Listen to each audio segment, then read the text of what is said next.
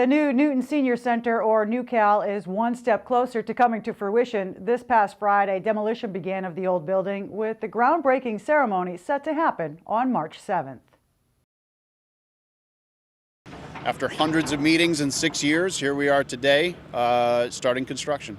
And so it begins. The Newton Senior Center has come down. Demolition of the old building began on Friday, February 9th. Operated as a senior center up until just this past year, when the seniors moved out to several different locations, including the Brigham House over in Highlands, where they're temporarily housed until we finish construction here. The building was built in 1938, originally as a branch of the Newton Free Library, and stayed that way until 1993, after the building was renovated and reopened as the new Senior Center.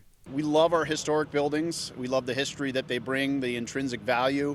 But at the same time, sometimes those historic buildings were built in an era that just aren't inclusive, welcoming, accessible, present a lot of barriers, especially for the demographic that we're trying to serve.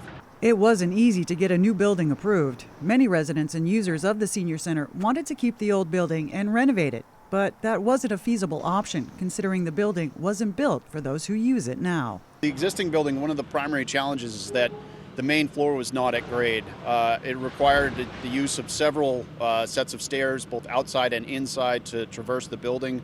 Also, because it was so tight, just getting in and around the building was extremely challenging. It was also designed as a library and not as a senior center, so it was a very different purpose. Another factor in building a new building was the fact that the building was just too small. It could not house the programs and adequately serve the growing senior population here in Newton.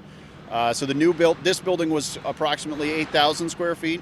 The new building is approximately 33,000 square feet. Over the next week, materials from the demolition will be removed and recycled. Once the building demolition is done and the site's cleaned up, we'll start with our foundation work. Once foundations are done, we'll start erecting the building frame, and it will start to take shape. The goal is to be weather tight by this coming summer. And on March 7th at 10 a.m., a groundbreaking ceremony will take place on the grounds, with a look at the time capsule placed when the building was first built. The time capsule was placed in the cornerstone in 1938. Luckily, they actually recorded it. There's a video that we were able to watch, so we knew exactly where it would be. That was successfully removed. It's over at the Jackson Homestead right now with their archivist, and we'll be doing an opening when we do the groundbreaking event.